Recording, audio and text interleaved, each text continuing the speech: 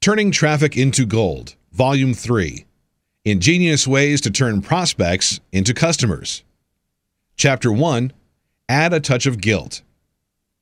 Most friendships or transactions work on an ideal of reciprocity. When someone does something for you, you know there is an underlying expectation that the favor will someday be returned. In capitalism, when we go out and buy something, we typically exchange cash for a purchase. So the ideal of reciprocity exists in the commerce system too. Since that is the way we live, it often brings out a feeling of guilt if we take something and don't give something in return. That's the basis of this next strategy that can be used to trigger behavior to help you market and sell your products online. The strategy. In order to trigger a sense of guilt that leads to a purchase, you have to frame your sales offer in a way that brings out the ideal of reciprocity in the sales prospect in a very subtle way. If you actually try to guilt trip them in obvious manners, this strategy can backfire as no one likes to be manipulated. So, while you're going to actually do things that seem like a nice extra to your customer, it's actually going to send out the message, "I've rubbed your back, now you rub mine." Now, some people are much more guilt-prone than others, even if everyone holds a basic ideal of a fair exchange. On the internet in particular, there are hordes of people who want offers for free and have no shame taking them without giving anything of value in return. These people are even as shameless as providing sham email addresses in exchange for free newsletter or reports that they can't get otherwise. Once they receive the free products, they simply destroy the throwaway email. And there's little guilt involved. So you want to be able to target people who not only feel a little guilt at receiving free offers, but it will also trigger buying behavior too. The most effective way to use guilt is to create an invisible lasso of obligation that literally pulls the prospective buyer to close on your offer. Then there are many others who appear immune to your tries to guilt trip them into buying. That's because of the way people have become quite jaded about returning anything of value for a free offer. And so you have to work harder by repeating free offers, and also you have to vary the offers too. A free newsletter in exchange for an email may have worked in the past, but now it's not as easy to start putting people in a sales funnel as easily. So you need to be creative in the freebies you give and how they are procured. You do want whatever you decide to give away, whether it is a stamp or a coupon or an expensive briefcase, to have something to do with the product you're trying to sell, even though any small gift in the right setting can help you to sell anything through bribing people into a state of compliance and provide you an interested ear for your sales offers. The psychology. The pull of a bribe is so powerful that there are even laws against it in social and corporate politics. A bribe is usually something someone gives you with an underlying expectation that in the future you will do something that they want you to do. It's usually done with a basic understanding that you are willing to give favoritism in exchange for a gift. Well, that's really not far from what you're attempting to do here, except it's perfectly legal in some cases. You don't want to violate any ethical or legal provisions if you're dealing with clients who can't receive gifts, but other than that, it's up to you to decide what you want to give away. Generally, the bigger a gift is, the more sense of obligation people perceive they have towards you. So that if you are trying to sell something large, like a timeshare, the gift tends to be free weekends at a resort. These are large gifts that prime you into feeling cheap if at the end of your stay you refuse to sign on the dotted line to buy the timeshare at the resort. However, you'll notice they call it a free stay and that the only obligation is that you attend a sales seminar at the end. That really puts the hint in prospective buyer's head that it really isn't free, even if it is labeled free. People also like to reciprocate in kind. That means if someone lends you money, they usually want to pay you back with money.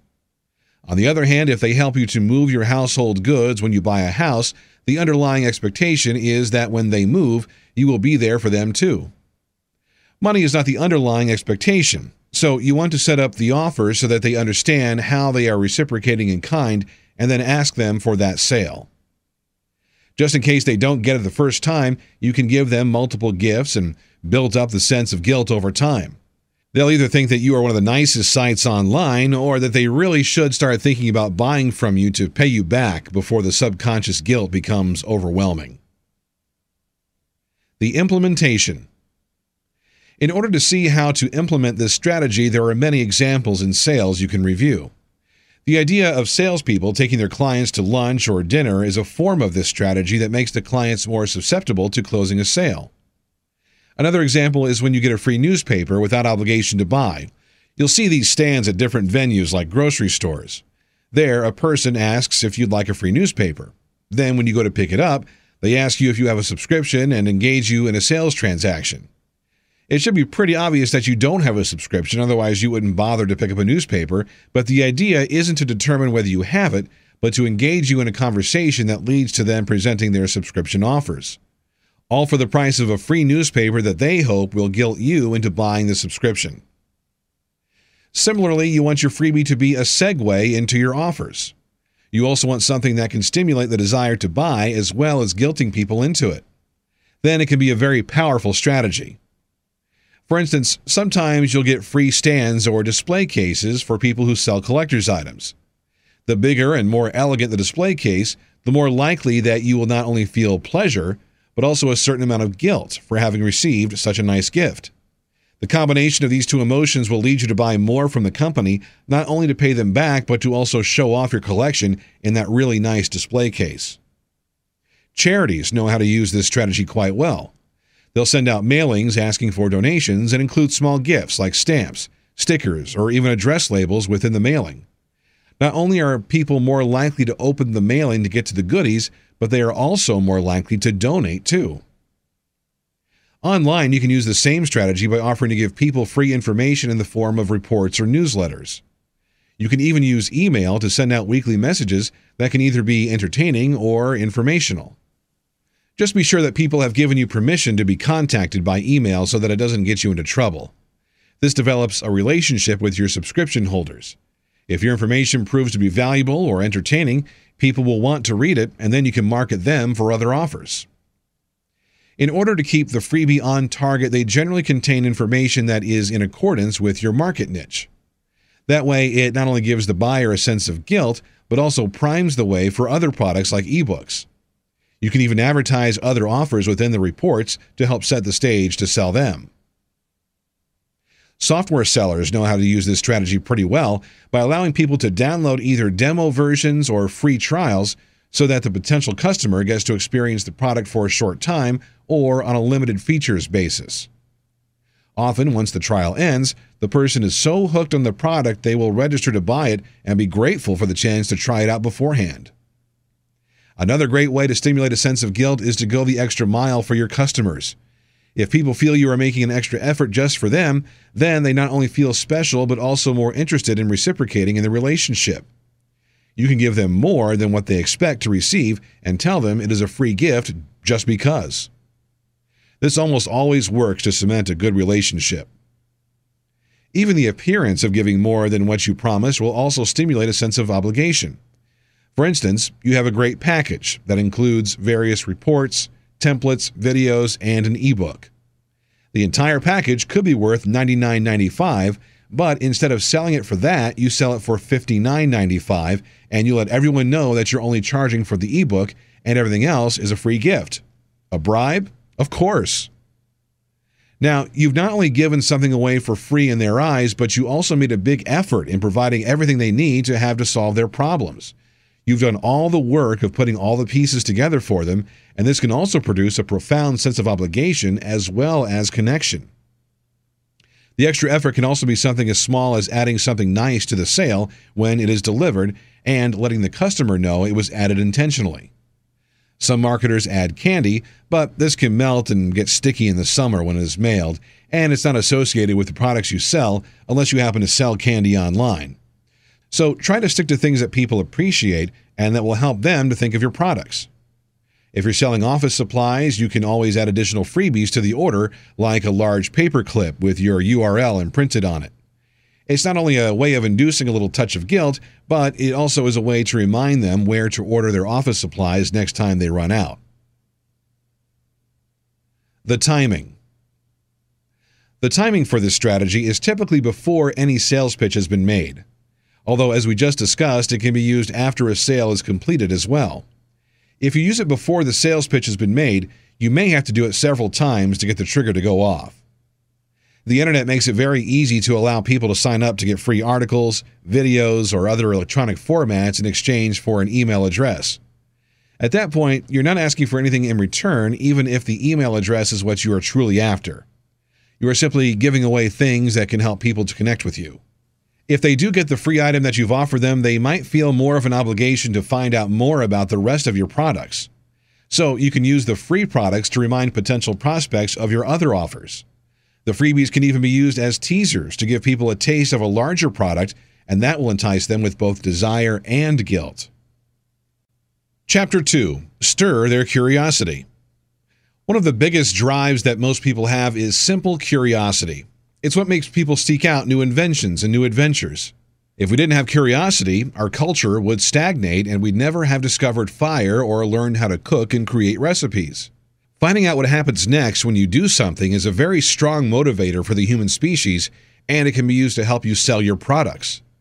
All you have to do is put yourself in the position of the buyer and then try to figure out how to tease them into wanting to know more. The strategy.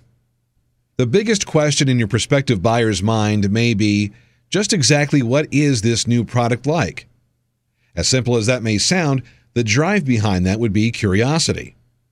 It's like when you're sitting at a restaurant and you're looking at the menu trying to make a choice of what to buy. Your inclination is to read the descriptions and become curious about one dish versus another. You may even decide to ask the waitress what the dish is like before you order. Similarly, most people want to have some idea of what the product they are deciding upon is like to experience. In face-to-face selling, answering that question is easy. You pull out a sample or the actual product and let them try it out. Voila, instant sale. But online, the curiosity itself has to be used to get the potential customer to imagine what it would be like to experience this product. Or you get them so worked up about finding out for themselves what it's like that they are willing to put their money down to order it just to answer that question for themselves. So basically, you can either choose to leave the product somewhat mysterious and, by nature of what you don't say, sell that product with a trigger of curiosity. Or you can choose to give exquisite detail of what the product is like with the caveat that the buyer must experience it for themselves to really understand how wonderful the experience really is. In other words, you'll constantly allude to the experience with descriptive, powerful copy without actually making it easy for the mind to grasp. It's always slightly out of focus. Your copy should also have a similar style even if you decide to focus on a story or stop just short of revealing the secret that you're going to share to your readers unless they buy your product. And there are many ways to keep people engaged using a style that triggers curiosity by using phrases like, "Wait, there's more," or "If you think this is interesting, wait until you hear what I have to say now." These types of phrases pull the reader deep into the copy and stir the curiosity to get to the point of the sales page or product. The psychology. If you ever remember being enchanted by bedtime stories as a youngster, you know that you couldn't wait to know what happened to the hero or heroine at the end of the story. Once you're involved in a story, no matter what it is, you want to know how it ends. On the other hand, if you tell the reader too much too soon, the story loses its charm. There's no more sense of mystery or excitement. Anything that is too quick to reveal its charm comes off as a desperate attempt to seduce the reader in a cheap and trashy way. Often it turns people off instead of turning them on. However, if you can leave just a little of that story untold and bring the reader in by holding back, then you will find that they have a much higher interest level in the product you offer.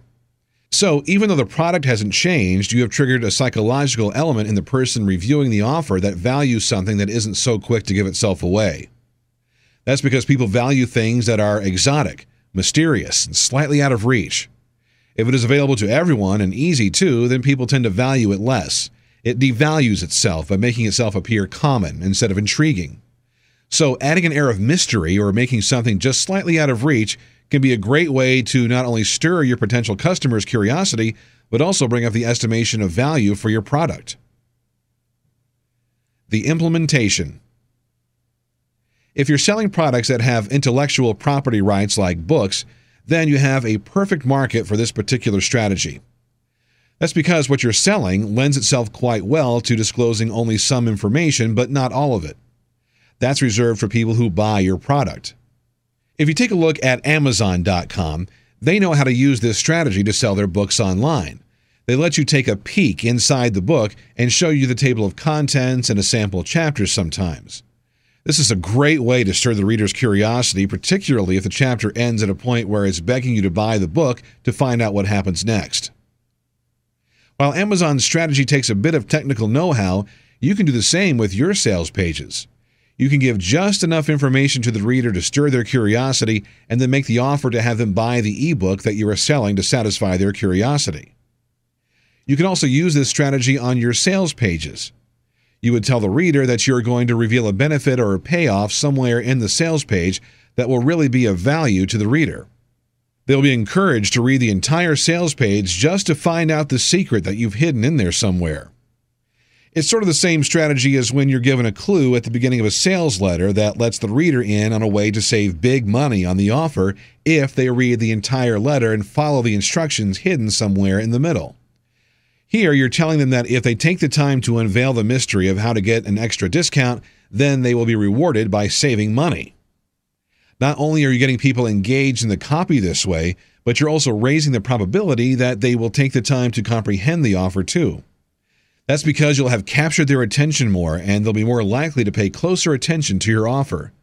This can really benefit you if what you're selling needs this type of higher level comprehension. Aside from letting the reader know that there is a secret or a mystery that you're willing to unveil in the copy, you can also stir curiosity through testimonials. A testimonial is an account of someone else using the product that you're selling and how they perceived it added value to their lives. This can work very well to stir the imagination and curiosity of people online who don't have the luxury of holding a sample in their hands or downloading a demo copy. So, say you're selling acne-fighting makeup. Of course, you could include a number of testimonials of how it cleared up the face of people in record time and how it made their face feel silky smooth and greaseless. But an even more effective approach would be to simply have a video of someone trying it on and showing their confidence and love of life increase just because they use the product. Isn't this what most commercials do?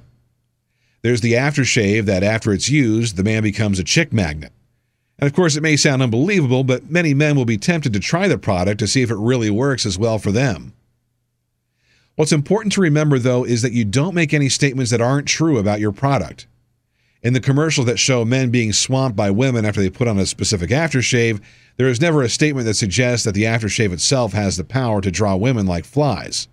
Instead, it is alluded to and hinted at, so that potential buyers get curious as to whether it really would work for them. Some of the questions you want floating around in the minds of your potential buyer after they read your copy are, how would it feel for me to experience this product? Or, will it work this way for me? In order to get that question to float around and hook into the mind of the potential buyer, you have to leave some of the facts unsaid. You have to allude to things rather than be straightforward where the logical mind can then reject the trigger very easily. Instead, engage the emotions and the desire to experience the product for themselves. The timing. There are various times to use this strategy depending on whether you are sowing small seeds of curiosity with leading statements that ask the reader to keep reading to unveil more of your message, or whether you have one giant secret you're going to unveil somewhere in the copy. If you're doing the hidden secret in the copy type of strategy, you need to be upfront at the very beginning of the sales page or offer that there is something hidden deep within the copy that will be of value to them. Maybe it saves them money. Maybe it gives them a free gift. Maybe it provides them with an upgrade for using a specific code.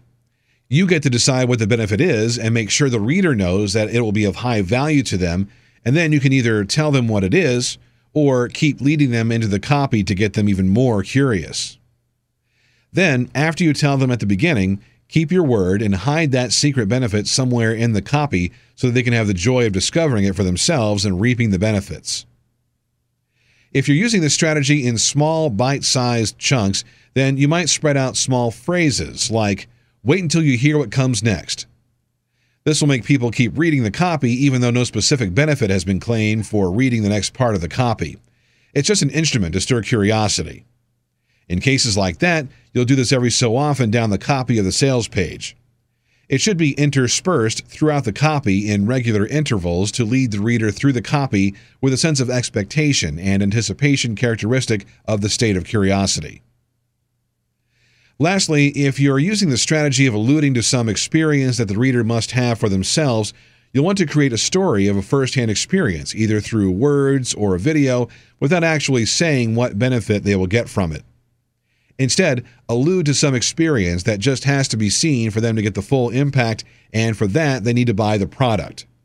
Then you'll want the entire sales page or promotion to be all about these allusions, and then make sure at the end they know where to order the product that will satisfy their curiosity. Chapter 3. Embrace Simplicity. It can be a lot harder to write copy that is simple and easily understandable than it is to write complex copy, but the rewards are worth it. You appeal to a need in most people to be met at their own level. If you talk down to them in tone, they'll perceive the copy as condescending and lose interest. If you make it an exercise in grammar school reading, they'll also feel slightly insulted or unappreciative. To connect with your buyers, you have to learn to meet them exactly where they are by embracing a simplicity that appeals to both educated and non-educated alike. And obviously, that can be a bit of a challenge. The strategy. When you use simplicity as your strategy, you don't just pay attention to the words and tone of your copy, you also have to realize that the marketing offer should be reduced to its simplest elements. You're reaching out to people on a level that feels comfortable to them, and you're also going to make it very easy for them to heed your call to action to buy your product. If you have words that are too highbrow in the copy, odds are you'll impress the professors who come across your ad, but turn off the average Joe who just wants to know what you're talking about. So, keeping the words simple while keeping the content of the conversation in an adult format can help you reach a wider audience and promote your products better. In addition, you want to take a close look at the offer you are making. Is there anything about it that can confuse the potential buyer? Or is there information in it that you need a specific degree to read? The only time you want to get so excessively technical is when your target audience is a grouping of technically talented people. Otherwise, seek to make the product and its features easy to understand and appreciate. Some internet marketers make the mistake of making the offers themselves complicated by asking for one payment now and then a different payment later for the same product. So, for instance, they might say that to sign up for a membership on a site is $25 setup fee plus a $15 per month subscription fee. While it may seem simple, people can get quickly turned off by two different fees or subscription prices. Try to keep your pricing standard so that when an upgrade is requested, the customer knows what they're paying for. Sometimes the way a product works can be complicated. An example of this is cosmetic treatments like teeth whitening or acne-fighting programs that need customers to follow specific directions to obtain maximum results. While there may not be much you can do to change the number of days of treatment, the steps they need to take with each treatment, and sometimes the products they need to buy for different types of complexions and body types, you can try to simplify those instructions as much as possible. For instance, in the case of acne-fighting programs, you might want to educate the customer that it takes 3 steps to follow the regimen correctly. Then, talk about the astringent, the blemish cream, and the moisturizing toner separately under each step. This leaves them thinking, oh, just 3 steps, instead of the opposite reaction, which would trigger panic at the complexity of the entire program. In the same way, if you have the option to overwhelm your customers with choices or to offer a clear and simple choice, choose the simple one. Once a person buys into your featured product, they may then be more interested in seeing the full line of products you have to offer later. The psychology. People are generally lazy and or lead very complicated lives that make them relish the opportunity to pick up something much simpler. Either way, people deeply appreciate the simplicity of offers that don't take too much effort to understand or overwhelm them with choices they don't have time to make. They would rather have someone else do the hard work for them, and then they come in and just be able to sign on the dotted line. If you think about our modern-day culture, this appreciation of simplicity grows more and more as our lives become overburdened with people trying to steal our time and attention everywhere we go. We'd rather not have to pay too close attention to anyone or anything that doesn't make our lives easier, because honestly, they already seem to be careening out of control. In particular, the demographic that most appreciates simplicity are parents of small children who are working full-time and or caregiving for others. Even though they may really need a product that simplifies their lives, they may not have the time to investigate it. Or if they are out shopping for themselves, they may give themselves less time and attention than they do to their growing families. In situations like that, you only have a few minutes to capture their attention and sell them on a product. You see many more of these people who live harried and time-crunched lives appearing on the internet than ever before. They don't have the time to go retail shopping and find that internet shopping saves them time and money. But just because that's true doesn't mean that they're willing to wade through your complicated offer just to buy your product.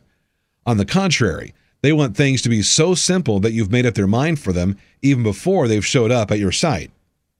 They want your offers to show that you've done the research and legwork that is necessary to identify quality products and that you are willing to sell it to them in an easy and fast way online. If you can deliver that type of offer to them, they are highly motivated to make the purchase right then and there so they can get onto other things that need their attention. The implementation. To implement this strategy, review your copy to make sure it is easily understood. It shouldn't contain large or complicated words, but not read too childishly either. You can make those words sing by using stories, bullet points, or emotional cues to draw your reader in. It's not so much the words you use, but what you are saying with those words that will sell the product for you. And of course, the content needs to be sure to be as uncomplicated as possible. Even if your product requires some series of steps to produce results, you will want to sum it up as quickly and briefly as possible to get the message across. Don't try to make the reader have to figure out what your product is all about. It should be self-explanatory from your copy what it is about and why the person should buy it. When you list your benefits, they should be easy enough to understand and appreciate that they need no further explanation or selling. Finally, a very simple strategy for new potential buyers is to isolate one choice for them in a lineup of products that you've selected as the best choice for your particular demographic.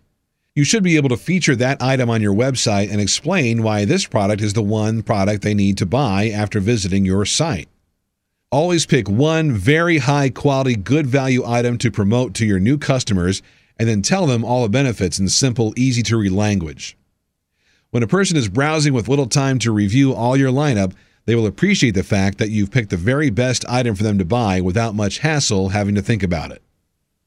Sure, you may have any number of other products on your site, but if you know your visitors and their tastes, then they are relying on you to make their shopping experience as simple as if they had a virtual shopping assistant. They'll want you to bring to their attention the best deal that they can get for the types of products that they are looking for. You should make the offer as simple as possible, too.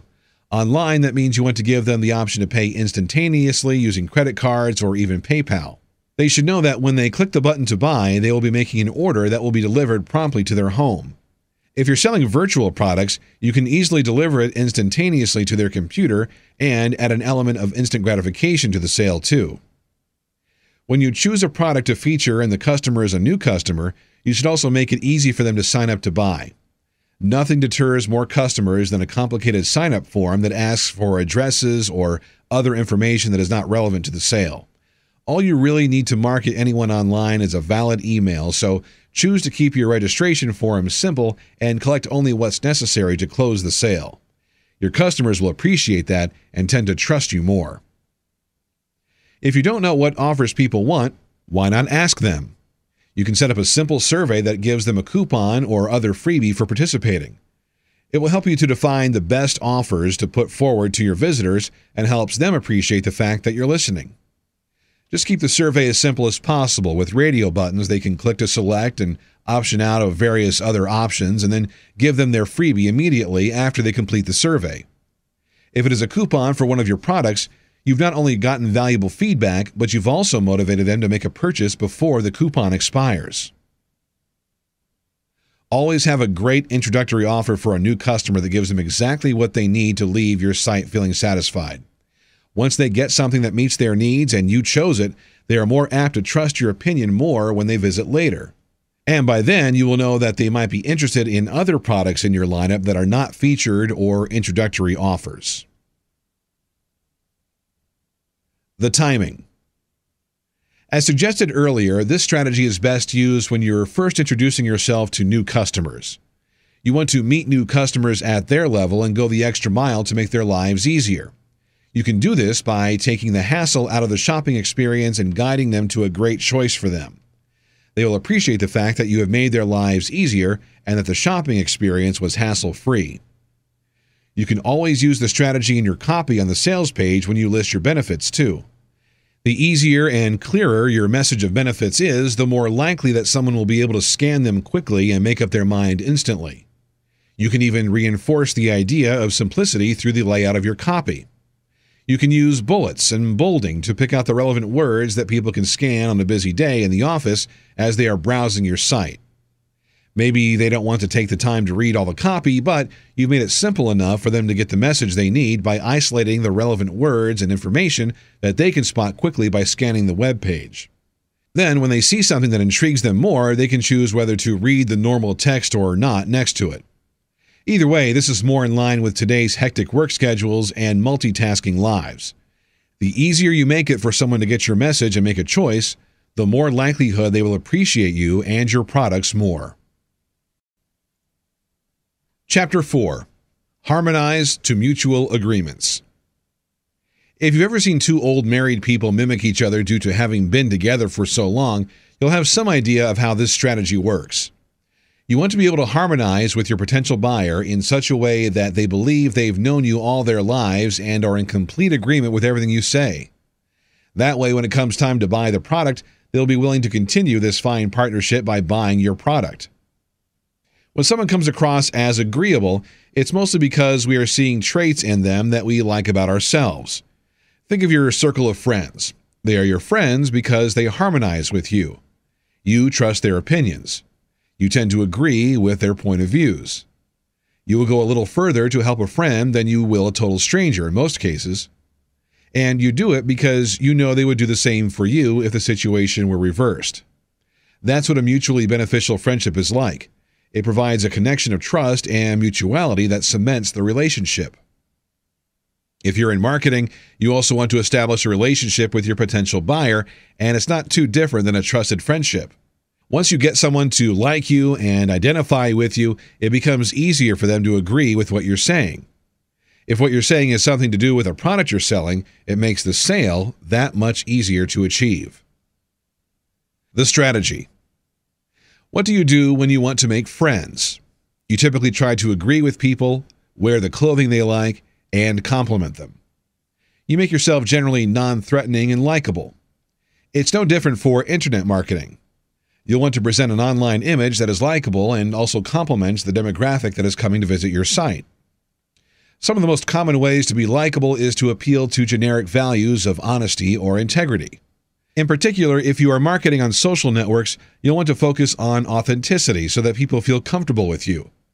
That means that the image that you present online should match the person you are offline. If later someone finds out you are not who you say you are, that will be the end of those relationships, and in social sites, news like that spreads instantly and can be quite damaging. So stay on the safe side and present an authentic and honest image, and you'll be respected and liked for that. You can influence people to harmonize with you through some subtle subconscious cues too. For instance, if you say something positive and ask the other person to agree with you, and they most likely would, then you have started harmonizing with the would-be buyer. This can be something as simple as saying, "Lovely day, don't you think?" While it may seem a courtesy, it's actually a very subtle way of beginning the slide down the path of total agreement and mutual trust. While you're not standing face-to-face with your customers online, you can use the same strategy by using many of the same phrases that will elicit agreement from your visitor. It will have to be something that most people would have a difficult time replying no to, otherwise the first no in their minds is what breaks the spell. You want very innocuous phrases that are tied to statements that are generally positive and produce agreement on the part of the person reading them. Besides these subtle verbal cues, you can actually make a person agree with you through mirroring their behavior. Although this works best in face-to-face encounters, the strategy can be implemented online in group forums and social networking sites. So we'll discuss it next. The psychology. Infants learn how to mimic their parents, and that's how they learn many of their own behaviors. In general, when we don't know how to act in a particular situation, we have been taught to look to others to gain wisdom from the experience of others. Those people we look up to, we also emulate, and this is also a form of mirroring. So there are basically two foundational behaviors associated with mirroring: learning and socializing. If you're sitting in front of a new product now, part of what you need to do to make a decision is to learn about it. If you've already got an agreeable authority on the product in front of you, the salesperson, then the likelihood that you will use their knowledge to help make a decision is very likely. But if you really want to trust this person, they have to be likable. So the fact that they start to mirror you or lead you into an agreeable frame of mind will help you make up your mind on whether to close the sale or not. So this strategy is used both by the salesperson to create a degree of familiarity with the potential customer, and it can also be used to mimic more successful sales professionals by mirroring their actions. It's not just a strategy that works on customers, but it can also be used consciously to create a learning environment for the internet marketer too. It's always easier to learn something by following proven methods that others have tried and tested, rather than learning everything on your own the hard way. So when you do find someone worth emulating, take the time to understand not only the keywords and phrases important for the interaction, but how to handle the environment too. All great modeling comes with a specific environment for learning. Just like people don't learn how to play tennis on a golf course, you don't learn how to implement internet marketing techniques in a retail store. Go to the experts that are already using these techniques in the specific environment where they should be used. Then try out the same techniques in the same environment. That means that you aren't just seeking to emulate a specific person on the internet who has proven successful with a specific technique. Also take a look at the environment they've established to generate the sales and mimic that as best as you can with your websites and sales pages. That way you will create a perfect mirroring of their techniques and ambiance. The implementation. Another word for the mirroring associated with this strategy is also called patterning. In patterning, we are going to try to create mutual agreement through harmonizing consciously with the sales prospect in front of us. For instance, if a person sits down and crosses their feet towards you, you might do the same. If they have a cup of coffee, you would get one too and join them. In this way, you're saying non-verbally to your sales prospect, "I agree with you." And that translates into the other person thinking, "Gee, this person sure is agreeable."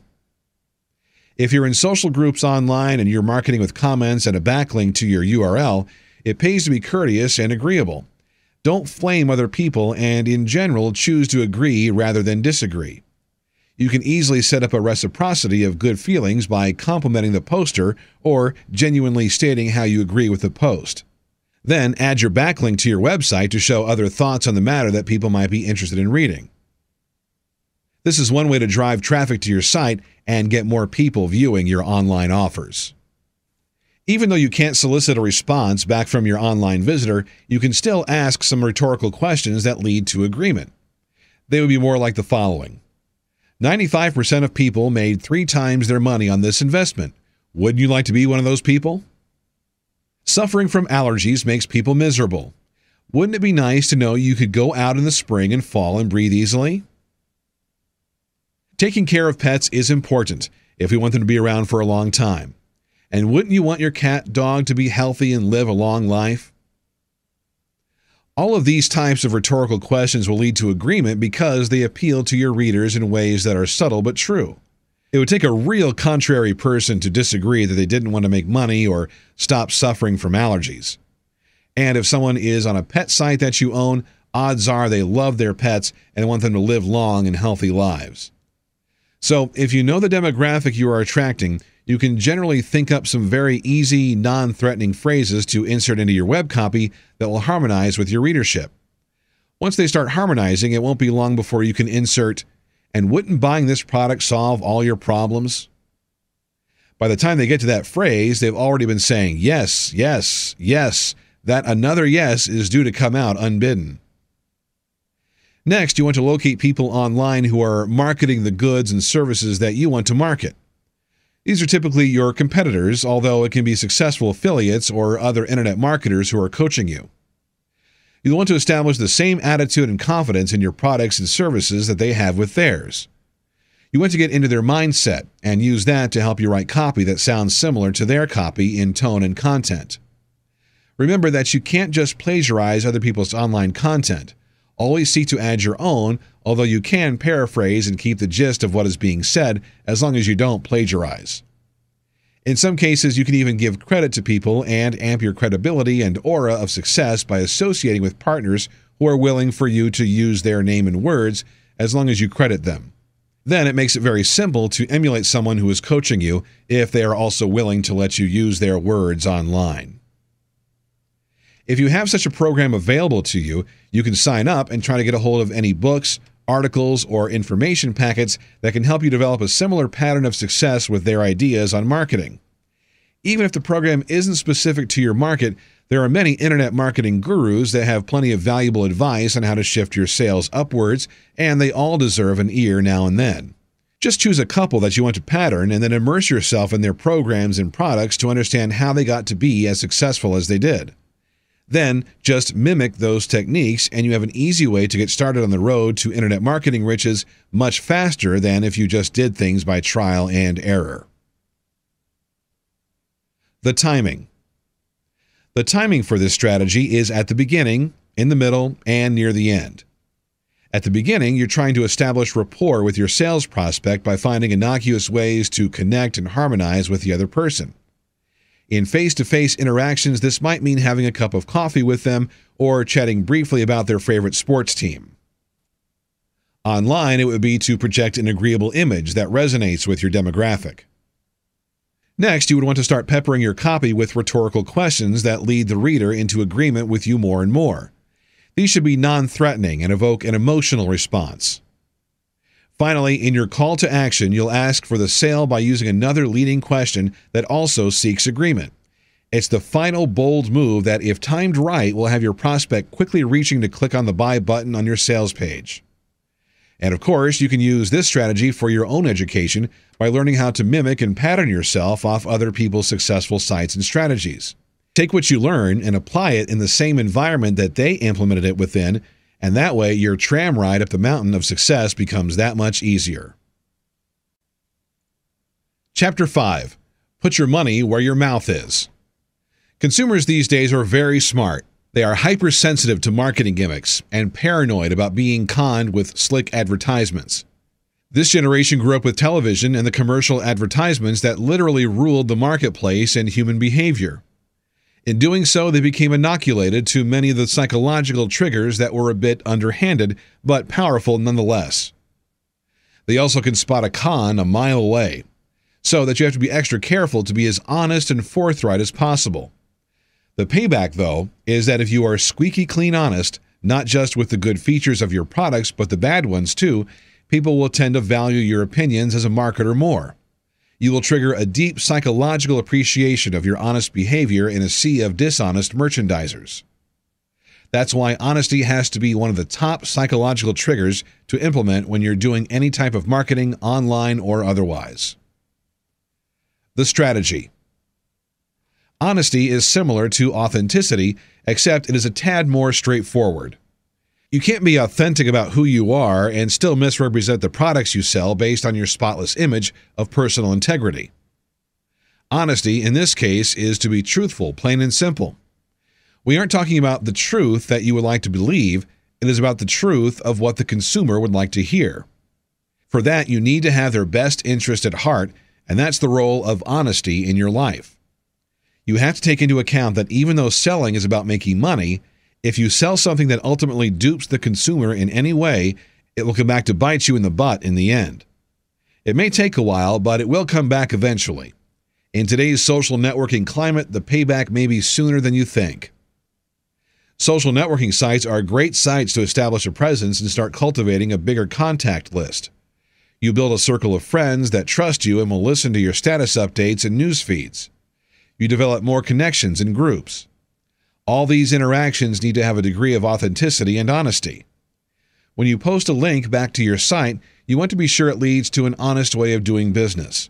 Otherwise, the first person on the network that gets scammed will send out a general message to all their friends to avoid you, and then those friends will turn around and do the same.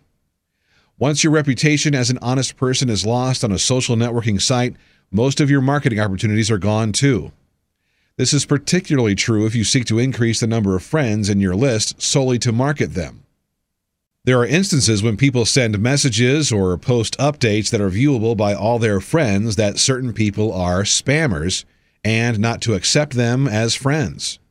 That's all it takes to get you silently blacklisted, even if your account remains current with the host site. So always seek to add value and bring an honest level of interaction to social networking sites in particular. When you recommend a product, your product or someone else's, be sure they understand the relationship you have with the vendor, what you think of it in detail, and let them know if you are an expert or not. If the product has faults, don't shove them under the rug. It's more than likely the consumers will pick up on those faults as objections, and if you leave them unaddressed, you've lost that sale. So, always address the faults and either reframe them or make them insignificant.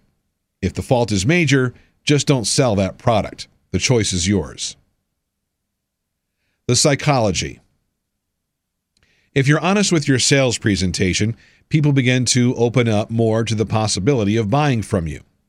It can also be a point of differentiation between you and your competitor. Have they dealt with them and found them less than honest? That's why they should buy from you instead. Honesty is something that is hard to come by and easy to lose.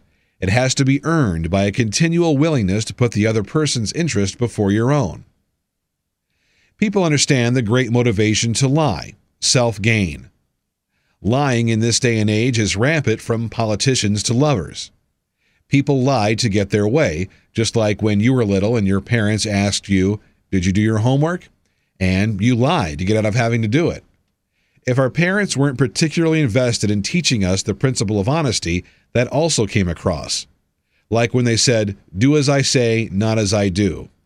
That basically told you it was okay to lie about your values because it was just a standard used to get other people to do what you wanted them to do. Otherwise, they would have taken the trouble to match their actions where their words went. They would have put their money where their mouth went instead of giving you a mixed message that it's okay to say one thing and do another. So then when you lie to others, you learn that it generally lets you off the hook. You don't have to explain that you really didn't feel like doing your homework or that the product you are selling has faults. That way, if no one objects or tries to verify your story, your lie eases the way to get your way without much effort on your part to be honest about anything. So it's also a form of laziness. That lack of effort, though, does come across to people eventually as they do more business with you. They begin to realize that you are the type of person who only does what's in your own best interest, and once that message gets through, people pull away in disgust. You become completely untrustworthy. Anything you say after that is suspect.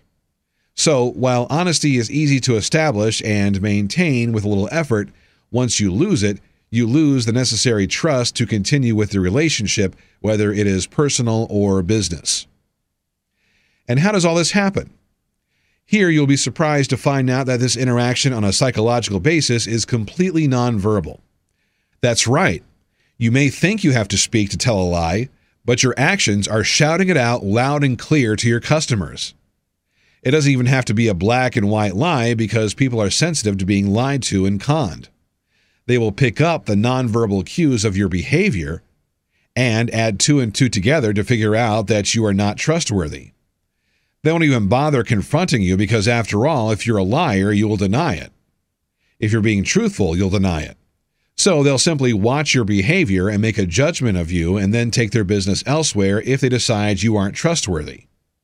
Now, though, they may also decide to tell all their friends, too, before they go. So, to be perceived as an honest person takes more than just telling the truth.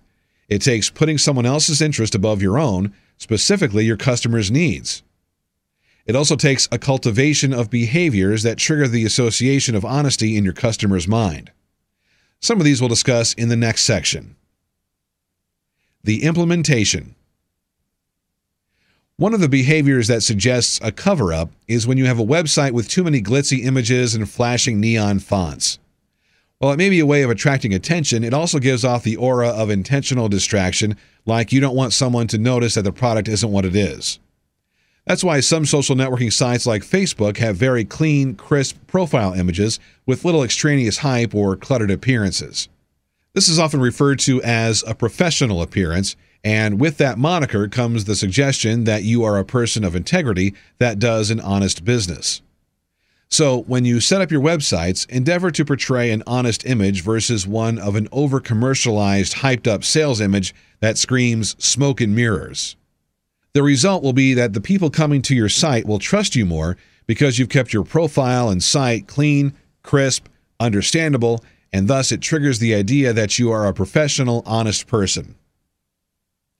Next, you want to be sure that products you sell are exactly what you say they are and no less. This goes even for the affiliate offers that you put up. If you associate with dishonest affiliates, that reputation comes back to you and can lose you customers. So you want to investigate your sales affiliates and make sure that they are on the up and up. You should use a redirect page for each affiliate in the event you need to pull an offer because one of your customer complains of dishonest practices. This way you can change one redirect page and keep all the links on your website still pointing to that page.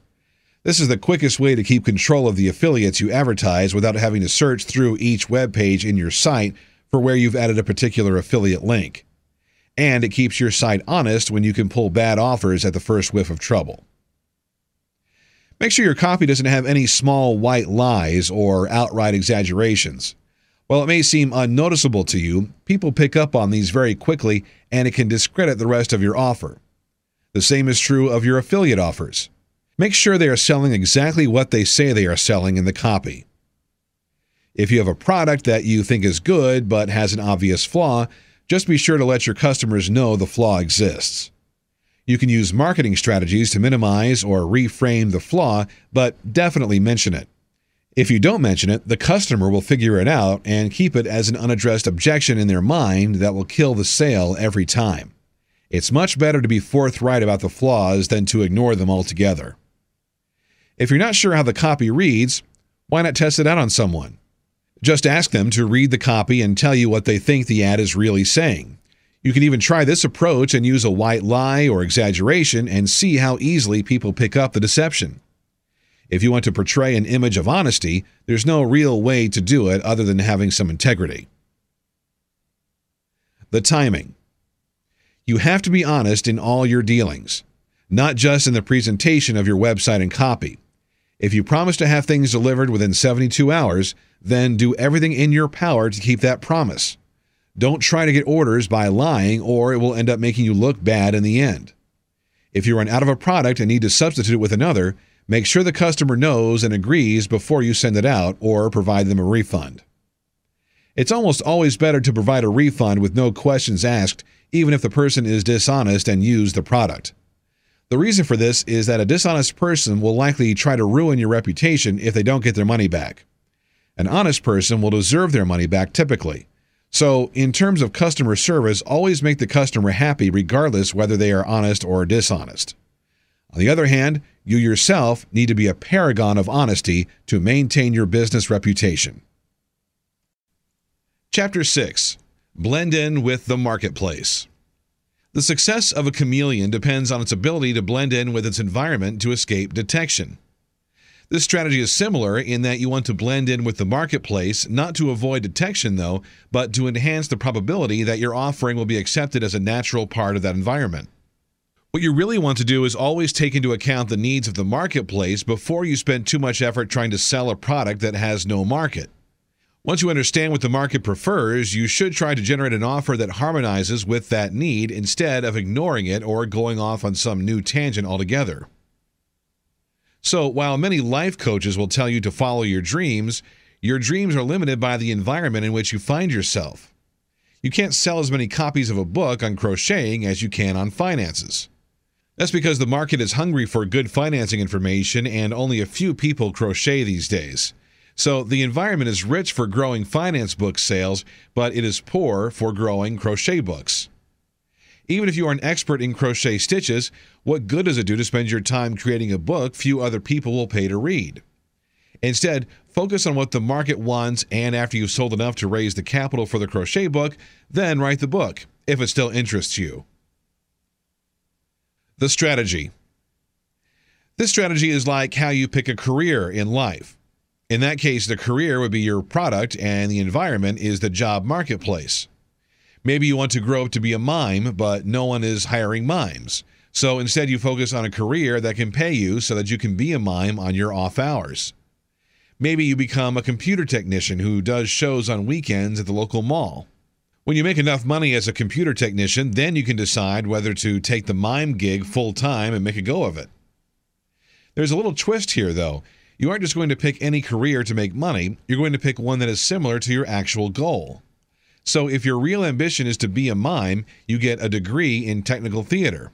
That way you get to work in the environment conducive to acting, and you get to be around people who love to act. Then you can start to see if there is a way to make money as a mime too. That is the smart way to follow your dreams and make enough money to live on. In marketing terms, you may want to sell indoor tabletop atriums, but your research shows there is no market for them. Don't create a website devoted solely to them then.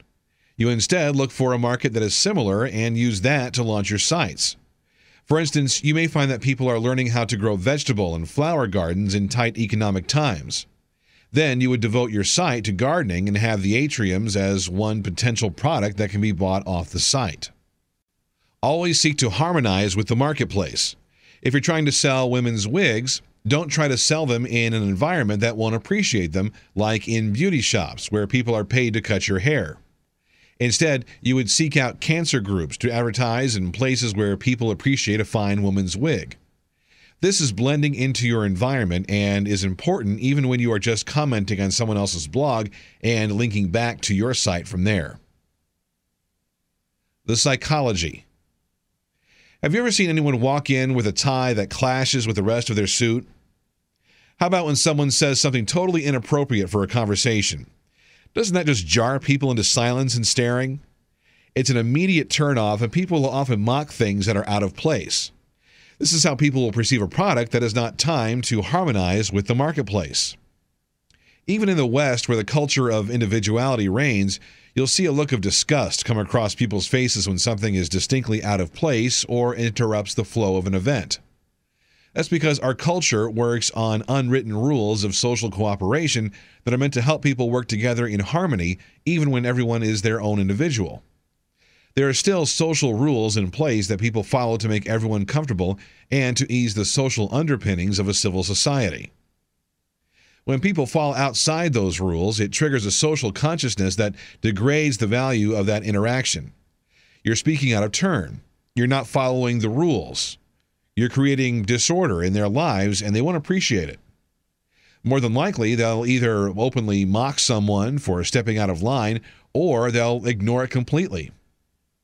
Either way, a product that isn't in harmony with its environment is going to receive a very poor public reception unless that public has been primed for the introduction of a product that steps outside the norms. However, if you have a product that falls into the market at just the right time, the public is ready to accept it, and the probability that you will close more sales is much higher. So you want to check what the social environment is like before you devote much of your internet marketing resources to a product or market that just doesn't have enough juice to justify the effort. It will make your life easier in the long run to go with the flow than it will be to try to fight it. Then, once you make a bit of money on the markets that are already selling and you still have desire to try something different, go for it. You'll have learned much more about what your market wants, how to play on those desires, and how to make money online selling similar products. The implementation. To implement this strategy, you have to do your homework. Research the marketplace in depth before you commit money, time, and resources to an online sales venture that is doomed to fail because you didn't do this one thing: harmonize with the marketing environment. With new products, this is even more important because it will have to still meet the needs of the market to sell, and you may have fewer ways to determine how it will be received without proper researching consumer trends. One way to test the environment for a new product is to do a trial offer and see how many people bite. This can be in the form of a pop-up window or a limited time offer. The number of sales on that product will give you an idea of how many people would actually buy the product if you did a full sales page and promotion for it. If it has trouble selling, you can lower the price and try the ad again to see if the price range was off. If it still has trouble selling or even generating interest, odds are the market is not ready for this product or simply can't appreciate it because it is too different. Another way you can get products to harmonize with the environment is to offer accessories with it that the market loves. Take, for instance, cell phones. They were rather new, and at first, all they did was call people's numbers remotely. Now they offer cameras, voicemail, special ringtones, web access, and even games. All those people who never had a need to call people from outside their home suddenly found the features appealing to the electronic gizmo culture of our times. Now, everyone carries a cell phone, and the more features your phone has, the more status it carries. Maybe you're selling cosmetics online, and so you pair it with some pretty purses or bags. Now you've got two markets: people who wear makeup and people who love to get new purses every season. You've accessorized your offering so that it fits into multiple environments. You can even just change the marketing perception of an old product to make it fit into a new culture. That's a way of upgrading the image of something that people consider old-fashioned or traditional and making it appeal to modern tastes. This is one way to get old products to blend into new environments by offering them a new slant. The diamond ring is an excellent example of this strategy to harmonize with the new environment where people didn't want just a solitaire diamond like everyone else had. They wanted something different. So the diamond industry took their diamond rings and created new concepts so that diamond rings would still be marketable in a changing environment. They started creating right-hand rings for women who were happy being single but wanted to show off their wealth. They created bands with multiple diamonds and called them eternity rings to celebrate anniversaries. They generally upgraded the old-fashioned concept of a single stone ring to one that was more luxurious and could express a greater degree of individuality for people in our times, whether married or not. And diamond sales went up dramatically because they now had a wider market since they had learned to blend in seamlessly to the new culture of individuality, affluence, and even single people. You can take the example of the diamond industry and apply it to your own products. What can you do to make your products blend in more with today's fashions, tastes, and cultural biases? Maybe it just means offering products in a variety of colors. Maybe you want to add some accessories like a pouch for a cell phone if you are selling purses. Maybe you want to remove some items from your inventory or their accessories that stamp your products as being out of step with the times. You don't want to be the person selling typewriters when the entire market was going to computer word processors. It just doesn't make good business sense. Instead, read the signs of the times and unload your inventory and get into something the marketplace wants and appreciates. The timing. The timing for this strategy refers more to a cultural sense of time. You want to take note of what's going on in your society and try to keep ahead of trends happening in your market niches. You want to use that knowledge to predict what might be a good seller and what isn't worth your time marketing. So much of this strategy is done even before you build a website or offer a product in your inventory. Once it's up there, the only choice you have is to either unload it or accessorize it to get it to match. You can keep the news of what's happening in the niches you are interested in by subscribing to trade blogs or journals. You should read the latest of what's happening in your world and always attempt to do a trial run for products, which may seem like a good idea, but you can't locate relevant research to back up that sentiment. So test it out. Then the marketplace can tell you whether it's a potential winner or a dud without spending too much time and effort getting an entire campaign up and running. Chapter 7. Exact the facts. Ever hear speeches on a presidential campaign? Many of them are full of rhetoric but short on facts. The reason for that is that they try to engage the emotions, but when it comes time to vote, people really want the facts of where the candidates stand. The same is true when you make a buying decision. You may be attracted emotionally at first to the offer, but to close the decision to buy, you have to have a logical reason that is based on sound facts. If the internet marketer fails to provide exact facts to close the deal, the prospective buyer may feel the offer is vague or not credible. So it's always a good strategy to exact the facts of any offer to make it as specific and credible as possible. The strategy. What's the best way to be perceived as an expert on some subject? Having the facts about your subject makes you an authority in the eyes of others. With authority comes credibility, and with credibility comes trust. And trust is a major component of any business transaction. When people trust a vendor, they are more willing to purchase from them. They have confidence in the products that the vendor sells because they trust the vendor. So when you seek to be more specific with the facts of your sales presentation, then you invoke an air of expertise and authority. That eventually winds down to more sales if you can convince people that you really do know what you are talking about more than others. This strategy works on the facts that you decide to write in your copy. It can be about the social facts that make your product valuable to people, or it can be facts about the product itself. Say you're selling all-natural food products. You can focus on the facts to make a natural food product valuable in a conventional marketplace. For that, you would need to compare the facts of conventional products to organic products in a very special way. You might say, if it were true, America's conventional food supply is exposed to over 100 chemicals for each pound of food grown on our farms every month. This is very specific in the number of chemicals you can avoid by eating organic foods and the intensity of the exposure. It's extremely specific and can make you look like a very informed expert on the topic of food product safety and health. That's the way to use this strategy when you're trying to pinpoint social facts that make your product valuable. But there's also another way. Say you want to concentrate on the qualities of your product instead to sell it. In that other case of organic foods, you would highlight the qualities of organic foods that make them desirable to the specific market you are targeting, in this case, health-conscious consumers. So you would say instead, in a blind taste test, organic carrots tasted better than conventional carrots 90% of the time. Now, if you're saying something that is really not true, you will trigger the dishonesty meter of most readers. So no fibs when you use this strategy, or people who are knowledgeable will eventually come across your ad and call you on it. And you can even get in trouble with federal guidelines of false advertising if you end up stating facts that can't be backed up with some research somewhere. That doesn't mean you have to start a research laboratory in your basement just to get some good facts that you can use. You can use any facts by any known experts and just quote them. If they have lots of degrees, it helps your product look very credible too.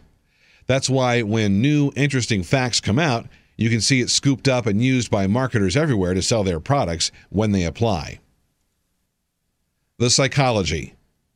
People really don't trust most advertising these days, particularly if it is just generic hype.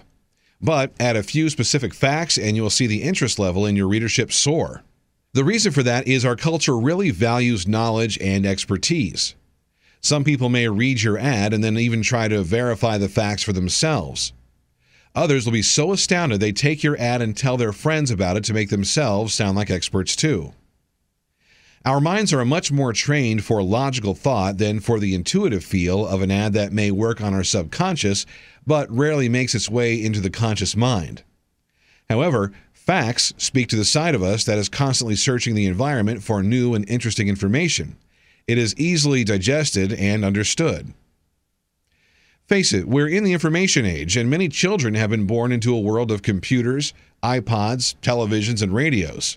Testing in school emphasizes facts and the ability to be specific and knowledgeable about certain topics like math or science. We've been programmed to believe that the only way to determine whether something has value is to use the scientific method, which involves understanding and testing the facts. The social framework impacts our psychology to give the Western culture a bias that appreciates facts and specificity. The more something seems to be a scientific conclusion with highly specific facts, the more credibility we assign to it.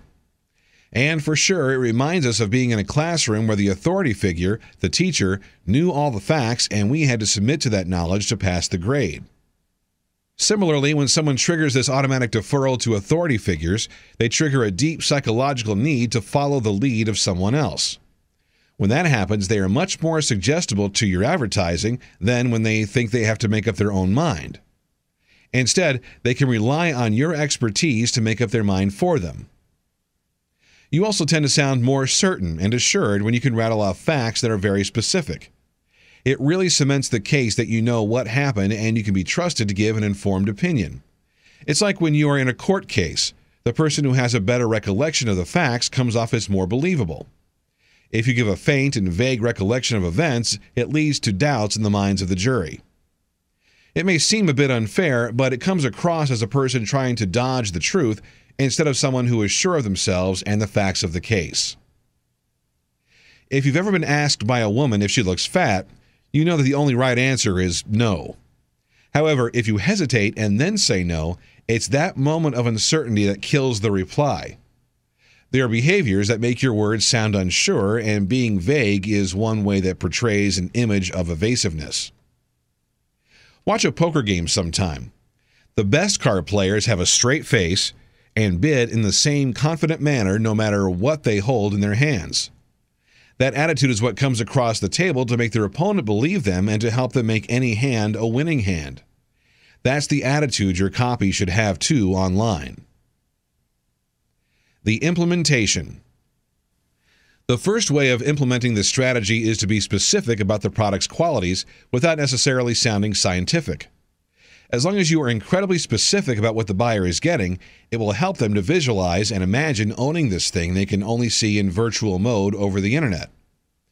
For example, you're selling designer purses online and you put up an ad on your website. It should go into exquisite detail over what makes this purse special. Maybe it's made of genuine hand-stamped leather in a deep burgundy color. Inside it has 3 pouches, one for change, another for makeup, and a third for your cell phone. Maybe it has a full metal zipper opening or genuine gold accents.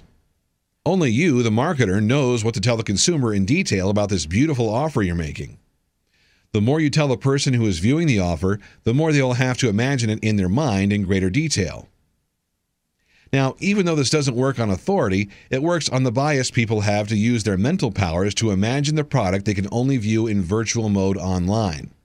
So, be specific about any feature that can help your visitors touch, feel, smell, or even hear your product in their mind's eyes. The next way is to research the environment that makes your product valuable and use the facts you unearth to sell your products. If you're selling home security systems, you might want to review crime rates and how they are rising uncontrollably because of poor economic conditions. You can even find out what the national rise in different crimes is, like a 10% increase in home burglaries nationwide, and use that to sell home security systems. On-tap water filtering systems use the pollution rate of bottled water to make a case for buying a home water filtering system that works at the tap source, and that's very effective. It's not hard to find this information, and you can even look at your competitors' sites to see what information they've managed to unearth and use it too. You might find information on the average types of contaminants found in sample water supplies, and even horrify people with how many hormones and cancer drugs are there without being able to be filtered out by the local water plant. Next, you can also use the product's own unique qualities to be exceedingly specific about the benefits a buyer will get when they purchase it. So, if we continue to use the water filtration example, we would list how many contaminants it filters out and what they are. You could say how water filtering at the tap will help reduce lead too, in case you unknowingly have lead pipes in the house. You should also use percents to help you make the case. So the copy might read, "This ABC filters out 72% of harmful chemicals from your drinking water." If you pick a number that isn't a multiple of 5, it is much more memorable and believable. Ratios are also good too to implement when you're trying to create memorable facts. So you might say 9 out of 10 environmentalists agree that this water filter is the best on the market. The timing. This strategy becomes the meat of your advertisement should you choose to use it. It should be right smack in the middle of your sales page and list all of the scientific facts that can help someone to make up their mind. You can lead people into the sales page with emotional triggers, but once they are there, you want to have all the facts ready to help them close the deal. And those facts need to be easily picked out, easily understood, and memorable. They should be so easy to remember that they can be repeated without having to look them up. It also works well if you do this strategy in bulleted points or tables. There's something about graphs, tables, and bullet lists that make it seem very scientific and to the point. Graphs, in particular, are very visual and appeal to people who may not bother to read your copy but are impressed with graphics. So you should include anything in your copy that lends it a very scientific and knowledgeable air that says you've actually taken the time to research your subject. People will be impressed and will be more willing to click on the buy button. Chapter 8. Work up their satisfaction level. In line with the last strategy, you can use people's cultured bias towards mental engagement to create some satisfying offers. To do that, your offers should have some level of intrigue or challenge to them to give people a sense of accomplishment from having read them. This can take form in a suspenseful story that captures the imagination but leaves them wondering how the story will end. If they get to the end and are surprised, that will stimulate their sense of intellectual enjoyment and increase the satisfaction level with the ad. On the other hand, if the story is as easy to predict as your choice of breakfast food each morning, then people will feel disappointed that you made it so obvious. Always leave them feeling that there was a bit of mystery or puzzle that needed to be figured out in order to get the jewel in your message. The strategy. An easy and obvious sales pitch actually insults people because people get the feeling they are either being manipulated or they are being talked down to. You do want to make things somewhat easy to follow, but that doesn't mean you want to make the final point easy to predict. It's a bit of a cross between keeping things simple and being too complex to be enjoyable. It's going to have a bit of a challenge, but it shouldn't be beyond the reach of the average person to figure out. Sometimes getting the right level of challenge in the ad can also be a challenge. Pay attention to your demographic and gear the copy to them. You want to speak directly to that demographic, taking into account their likes and dislikes. Then you create an offer that speaks to that level, neither above it or below it. Then you want to engage the reader in your copy by leading down the path that can only end in one way, the solution to an intriguing situation or puzzle. They'll be so engaged with how it all works out that they will read through your entire sales copy just to see if they got it right. If it's also not obvious, they will be delighted when they get to the end and were able to figure out where you were heading. Or they'll be surprised that they didn't see the answer and be mentally stimulated by the challenge anyways. Either way, the key is to mentally stimulate them by giving them a challenge or puzzle to work on that engages different senses and ways of thinking. Even finding a new perspective from an old story can work and be mentally pleasing to many people. The psychology. The Myers-Briggs personality test is based on Jungian theory that classifies 4 different functions of personality: sensing, thinking, feeling, and intuition. Everyone is said to have different components of their personality that makes them use each of these components in different ways. However, the main theory says that all 4 of these components make up everyone's personality, even if they are utilized differently. So what does this have to do with this strategy? The theory can be used to help you design offers that engage people's entire brain function, which will include the 4 components of personality. If you appeal to just the thinking function of people, obviously the ad won't be as powerful than if you manage to appeal to 3 out of 4 components too. People won't be stimulated enough to remember the copy or to be triggered into buying behavior. That means you want to mentally engage people on as many levels as possible to really tie into their imagination. You want your ad not just to invoke the senses, but the thinking, feeling, and intuition part of people too. The more components you manage to stimulate, the more pleasurable the ad will be perceived. That's because the person will be stimulated more and the entire brain will be engaged in the experience of reading the ad and imagining the scenario you've invoked. The harder your brain is working, the more pleasurable the entire experience is when it finally gets resolved. Think of it as achieving a level of mastery in any hobby or activity. If you're doing something like a very easy crossword puzzle, you soon bore of the challenge and your attention drifts. Your mind needs more stimulation and harder puzzles to get the same boost of adrenaline and accomplishment that you had when a previous level was your challenge. As long as the answers are slightly out of your reach, the puzzles remain interesting and stimulating. Eventually, when you complete the entire puzzle, you have a really good feeling of accomplishment because you know it took some time and effort to get those results. The implementation. The copy that you write should appeal to people in this manner.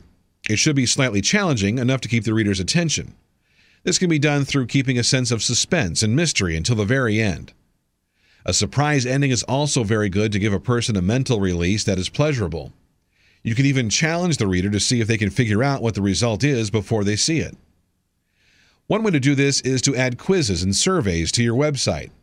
People love these types of interactive internet toys. It's like working a crossword puzzle, except there is no wrong answer.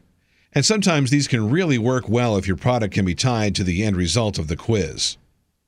For example, there are dating sites that make you take a personality test at the beginning to determine who you are most compatible with, and then they match you based on the results. The test can be a little long and complicated, but it also offers the potential client a great feeling of satisfaction upon completing it. The interesting way to market this as a trigger is to offer it for free as a free personality profile for signing up to the site for a 7-day free trial. The 7-day free trial gets extended to a paying membership if it's not canceled in time. The site collects the credit card information ahead of time, and then they give out free personality profile results. So, even though the personality test was challenging and it came back with some results, it was basically an advertisement for a dating site wrapped up in a puzzle/quiz type of wrapper. To make it really interesting, you can even make a little script that they can plug into their website that has a link back to your site. It's like a badge that shows other people that you took a certain quiz or survey and you got a high score. IQ tests are very popular this way, and people love to show off their IQ and then compare it to other people's IQ results. There are many Facebook applications that work on this strategy, and if you create one of your own, it can literally bring tons of traffic to your site. If you don't have the skills but you have a great idea, hire someone to create the application for you and then post it on Facebook. You're allowed to put links back to your site in the applications, and it's a great way to market to people in social networking sites. Some surveys do the same thing. They ask you to take a quick survey and then see how your answers compare to other people's answers. Then, at the end, you see an advertisement related to the survey. It gives you a fun way to connect with your visitors, and people generally feel very satisfied to have something intriguing and special on the site that stimulates them mentally.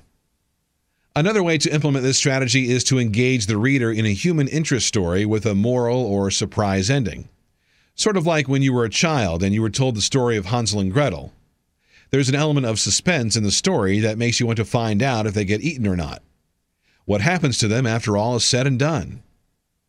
Now, if one of them was wearing a particular sneaker that you were selling and it allowed them to evade the witch because it lit up at night and helped them find their way home, then you can make a case for why the story ended differently. But you'd want to make it very surprising and a story that engages people's imaginations and all of the senses. To write copy that invokes not just the senses but also the intuition seems difficult, but it's not. What you do is you basically leave a few things unsaid. You give enough information to set the story to evoke the thinking and feeling functions, and you describe enough to evoke the senses. Then, to get people to start to use their intuition, you leave enough unsaid that they have to place themselves in that spot and wonder, what would I do in that situation? It's sort of like the MacGyver series, where he takes the gum he is chewing, adds some chemical in the environment, and blasts his way out of a prison cell. You're not quite sure how he's going to do it until he actually makes a break for it, but you know all the pieces of the puzzle are there to be able to figure it out. So you try to figure it out before the ending is given away. Membership sites use this at times, especially if they are certifying sites. They'll say that you can join up at a certain level if you have certain accomplishments under your belt. Obviously, it can't be an easy way to qualify, or people everywhere would be certified under the program. So they list the qualifications that people need to be accepted into the program at a particular level and be recognized as either a professional or a master or whatever. Of course, you have to pay for the privilege even though it was you doing the hard work. What are the most engaging stories? Aren't they the ones you're not quite sure how they're going to end? Then, when they do end, you are surprised and delighted? So you can create a story for your product. It can be anything from how it was discovered or created to how someone used it to gain success in some endeavor. Some people like to go back in history to find out interesting stories that are not that well known that they can use to help create an unbelievable but true type of aura for their product. But you can also just create a story out of your own imagination that really brings the reader into suspense with how it will all end. The timing. You can use the strategy to engage the reader at the start of your relationship with a new customer by using quizzes and interactive challenges to bring the potential customer into your offers in a more enthusiastic manner. You can create applications that work with social networking sites that will bring traffic in from this site. If it works well, it might even go viral, and you'll have a great way to market people in social networking sites regardless of niche. If you can allow them to add the application to their profile where everyone can see it, it's a great way to introduce your website and products to a new and growing market. You can also use the strategy as the offer if you write captivating stories that have an air of mystery and suspense and end with the hero using your product to save the day. Chapter 9. Cozy Up Like Family. If you've ever been to a foreign land where you didn't know a soul, didn't speak the language, and looked different to everyone on the street, you probably were quite relieved to see some business that you recognized, like McDonald's, sitting on a street corner. We all love exotic things for a short period of time, but when we want to come home, we want things that are familiar and comforting. This strategy is all about the longing for the familiar and learning how to cozy up to your sales prospects like family. The strategy. Here is where brand names and familiar advertising that rings a bell in your memory become powerful. A brand name uses this strategy because people come to feel connected and rely on brands they are familiar with and tend to avoid those they do not know or trust. So, in essence, the brand becomes a familiar element, like family, and this generates repeat sales and a customer loyalty to that particular product. But how do people make a brand name that sticks in the mind of the sales prospect? Lots of money in advertising goes into developing brand names that are easy to remember, show up everywhere, and that will be recognizable and associated with a particular product or company. The strategy, though, is simply to expose the public to this brand name over and over and associate with a type of advertising that links certain qualities with that brand name. For instance, when you think of Maytag, you think of dependability and washers and dryers. That's because Maytag became such a household brand name, and the commercials were always about the poor Maytag repairman who had nothing to do because the appliances rarely broke down. They were humorous, and they also got across the fact that you can depend on a Maytag. Even though Maytag is just an arbitrary name, it became associated with a particular subset of qualities and a product to boot. So the way to achieve some sort of familiarity to a brand name is to constantly present them in front of people until they start to associate them with the product or advertising. This really isn't as hard as it sounds, and on the internet it can be very easy to do, unlike television and radio ads, which can quickly add up into a fortune. And you don't have to limit it to a brand name. You can also create eye-catching logos and display them everywhere you want to trigger an association with your website or products. Once people start to associate a symbol with a set of qualities and/or product, it can become a very powerful tool to create familiarity and interest no matter what the environment. That's because an image, unlike a word, bypasses the conscious mind and goes straight to the subconscious. People have images that they associate with certain qualities too, and you can mine those cultural biases to associate different qualities of familiarity to your website and products. For instance, say you're trying to sell flowers online. If you just put up images of flowers or bouquets, you'll be showing your product, but you won't be making your company or your brand of flowers any more familiar than your competitors. But if you started a marketing campaign and added a logo with symbols of romance like a heart or even a kiss, people start to feel your flowers are more familiar because everyone is impacted by these symbols subconsciously. Now, if you use that marketing campaign to tell people to send flowers to the people they love and you make up special kissable bouquets, then the idea that you are sharing romance and warmth with people when you send a flower bouquet is even more familiar. It's not just flowers people are sending now, they are sending love. And what is a more traditional family value than love? The psychology. In a culture that relies on family and social bonds to survive, there are certain common bonds that create predictable familiarity with different words or characteristics. As an example, if you were to ask people to choose a number between 1 and 10, the majority will pick 7. Now, why is that?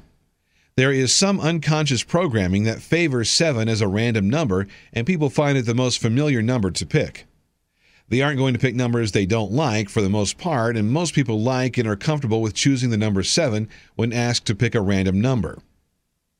What that means for you as a marketer is that you should be aware of these unconscious biases and seek to always use what's going to be familiar and comfortable to the potential buyer. In this case, you would create ebooks with the top 7 tips to break through profits, or 7 secrets to light up your love life. Does it really matter that you can write about 8 or that there are hundreds of these tips and secrets out there? Not really. You're marketing to the subconscious mind that favors the number 7. You should be familiar with the most common choices that people make. whether it be the color that is preferred by most people or genders, and the top features that people want in specific products. That way, when you try to market a product, you can offer these choices to the customer, and they will feel as if you got right into their head and picked up what made them comfortable. It will seem like you were listening to them specifically when you just happen to know what most people find comforting.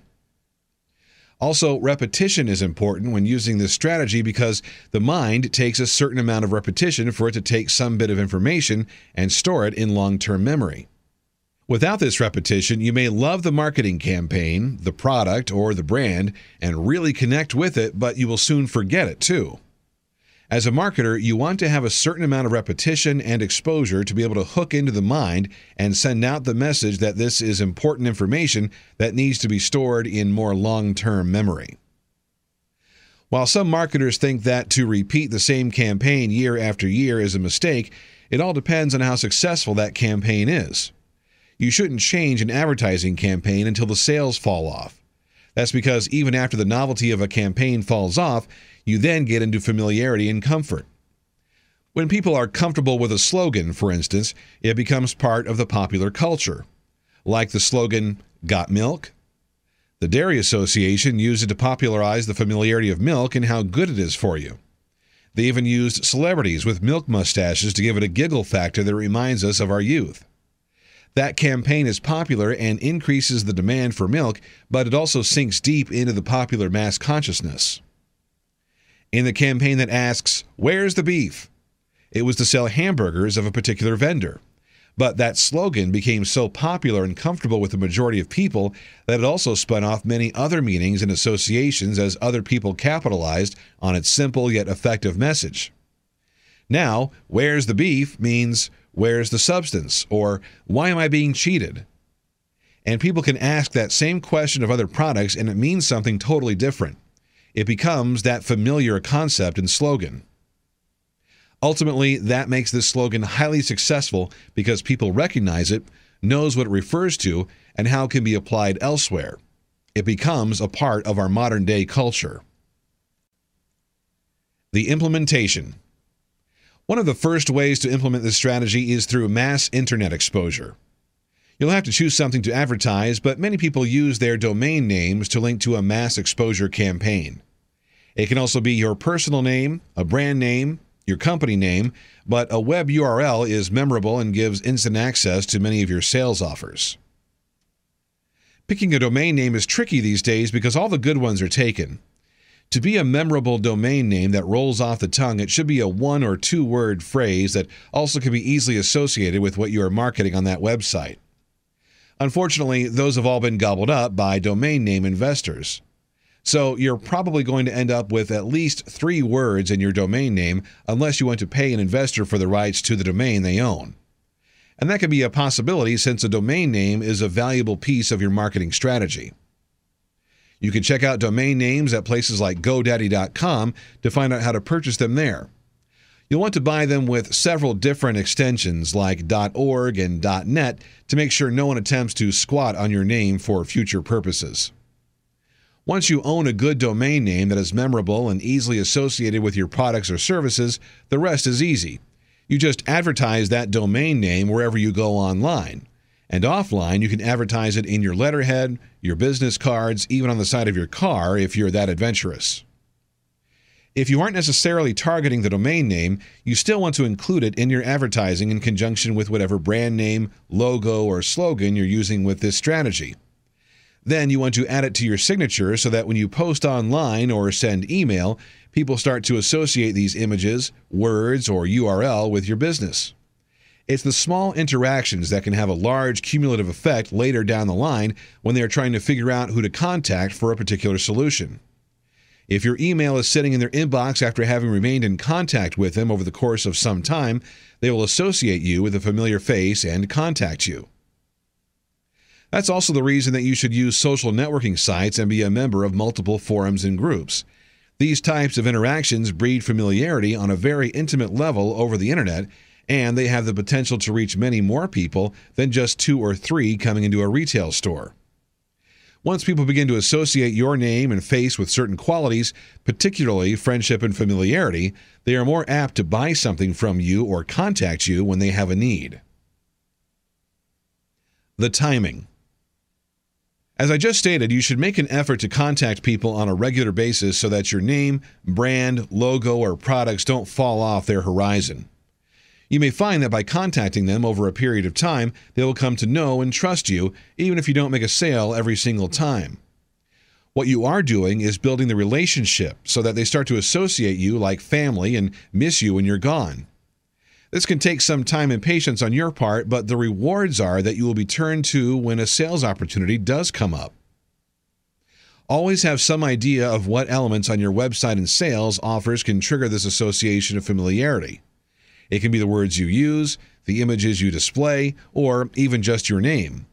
Once people get really familiar with who you are and what you do, they become more trusting and less resistant to being marketed. So, although the strategy isn't going to reap an instant sale, it will play on the subconscious mind of your targets so that it will reap new and repeat sales very effectively. Chapter 10. Hope for better things to come. Everyone knows what the 2008 elections are all about. Change. That's right, because when things are bad, the only thing left to do is to hope for better things to come. For that, we know we need to change the way things are.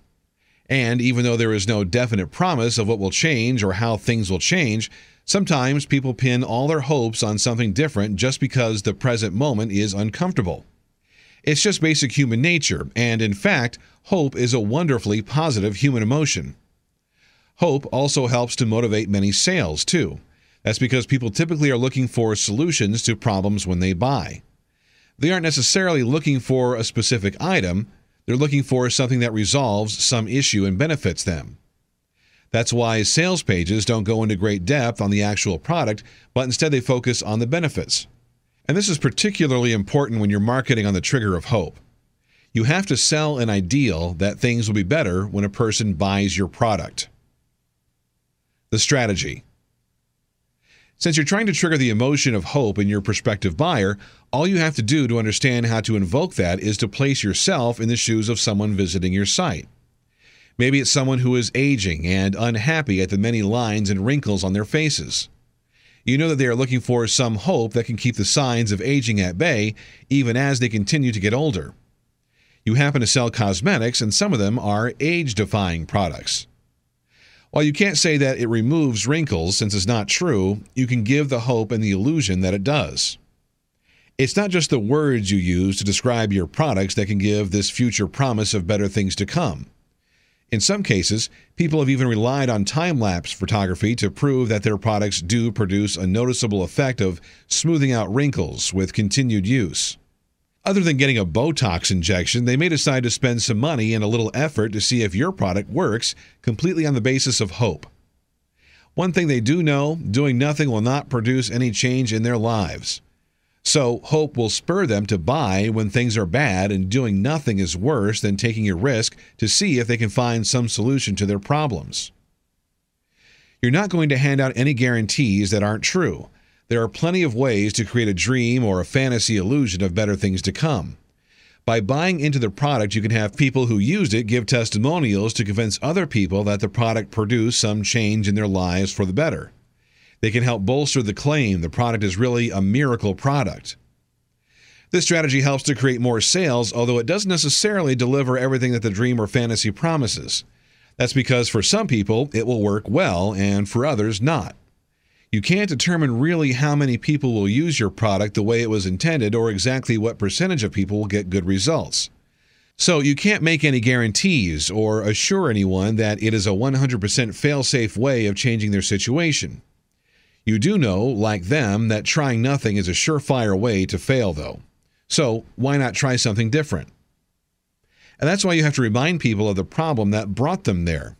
Maybe it was those wrinkles staring them in the face. In that case, you can talk about how devastating it is to see those lines accumulating with no end in sight. You can put up an image of a person with wrinkles and one without to show how different you would feel if you just managed to solve this one problem. So, in order to stimulate hope, you also have to remind people why they need change. The psychology. People can't live satisfying lives in a situation of despair. Suicides and addiction problems often manifest when people lack hope. So hope truly is a positive emotion. It helps one to imagine things as they could be and not as they are. This often spurs people to take action in situations that seem completely irresolvable. If they just focused on what was wrong with their lives and had no hope, they create a self-fulfilling prophecy that keeps them where they are at. While it's important to remind people why they need hope, they have to believe it is possible to do something to create change in their lives, or they do not take action. So, there are two psychological aspects you need to address when you're marketing using a trigger of hope. You have to remind people of how bad things are, and you have to make the possibility of a new life possible. While the mind may be completely stumped as to how that's going to occur, you can still tap into other areas of the mind like intuition and feeling that are willing to believe in things it can't see. That's why it's important to have dreams in your life. Without dreams, we can't see our way out of our present predicaments. Dreams and fantasies inspire us to be something that we currently are not. They give us the confidence to believe that change is possible. They can sometimes even inform us of the steps to make those changes. When we land in the world of dreams and fantasies, that's when the mind's burden of depressing details is overcome and the light of something almost spiritual takes its place. We believe. The implementation. So, your role as a marketing person is to sell a dream to inspire hope. It's as simple as that. Even if you're not running for president, you can use this strategy to help you sell products based on what they can do to change your customers' lives for the better. To do that, you have to be someone that people have faith in and find credible. You can't just be a homeless person off the street. That would hardly be inspiring. Your story and your image have to inspire confidence and trust, just as your rhetoric will inspire hope. So be careful of your own public image and the image your company is promoting too. If you're selling acne medication, it pays to be a dermatologist when using this strategy. If you're not, then get testimonials from dermatologists as well as people who use the product. Your dream of clear skin has to be believable by being promoted by authority figures and experts. So, if you're not one, pay someone to use them as a testimonial. A great way to incur authority is to add all the alphabet soup of letters associated with your degree of learning next to your name. Even if you aren't a PhD, you can still have quite a few certificates and degrees to add distinguished-looking letters next to your name. Also, if your product or company has won any awards, this can also help to heighten the image that you are responsible and credible authorities in your field. Once you have that image in place of being someone in the know, then you can start to create the dream of a better world. Some areas of the marketplace lend themselves better to this strategy than others. That's because some problems are merely annoying, whereas others can invoke despair or a stubborn unwillingness to change on their own, a perfect breeding ground for hope. Areas that work well with this strategy is the health and beauty industries. People get sick and old. That's a fact of life. Sometimes these things can really depress people who search out a multitude of ways to stave off the effects of aging or to find something to at least make them more comfortable in their illnesses. Even preventative methods like vitamins and exercise programs can create a great deal of hope for people who want healthier lifestyles but don't know how to achieve it themselves. Once they understand that something is possible by seeing other people like them who succeeded, they will want to buy this solution to help them overcome their intractable problems too. And you can spur that hope by showing the results of those people who bought your products or programs and succeeded in changing their lives completely. Testimonials and interviews are excellent things that can be posted on your site. When you use video for these types of advertisements, people can really engage the same thinking process that the individual in the video went through to make the decision to purchase and ultimately change their lives. And you can even address objections this way by having the person interviewed explain what they objected to in the offer and how it was negligible or wrong to view it in that way. Reframe it. Now, here's the really nice thing about this strategy. There will always be a certain number of people who believe but simply don't have the confidence to take on a program of change on their own. They want to be led by the hand, and they are willing to pay to do that from someone they respect or trust. This makes this strategy perfect for services such as coaching, counseling, and consultations. So you can have a number of products that help people attempt the programs on their own, and then you can also have other services where people can sign up for private consultations or services that will help them to get over any obstacles as they arise. And that's not all. You will be able to train other people in the methods and programs that you are selling and create franchises or affiliates of people who are also experts in the system or product. They can pay you to teach them how to sell based on hope and change, and they will go out to find new converts. The hope you sell to the affiliates is a hope of riches from mining the same rich vein of despair or problems that people are trying to resolve en masse. The hope you sell to the customers is the actual potential to resolve their problems. In this case, you can't sell an actual solution, just the dream or possibility of a solution, since it will depend on their ability to stick with a program and how it works on them in particular. The timing. Keep an eye out for issues that will generate massive despair or anxiety in the public. Right now, home foreclosures and financial concerns are paramount in most people's mind. We hear of suicides and crime going up. This is the perfect time to sell a product that might help people in these markets. Of course, if they are having financial problems, they may not have much cash, so you'll have to figure out ways they can finance a purchase and still resolve their problem. As the baby boomers age, you can expect the demand for products that keep them mobile, healthy, and active will increase. This massive demographic is prime for the selling on this strategy. In particular, this demographic has always wanted to do things in new and novel ways, so they are very receptive to change. All one has to do is time their product, service, or program to this growing market, and the timing couldn't be more perfect for hope and change. The timing in this strategy is based on market timing more than timing what you say or do. Of course, you want to know when to apply this strategy in the greater marketplace. For that, you have to listen to the social issues going on and what problems are arising for a great number of people. You want to target the demographic with those problems. Then you want to add websites and offers that appeal to those people based on hope and change. If you do it before you consider the market, this strategy will work, but it will have a greater impact if you time it to coincide with the greater issues going on at large in society.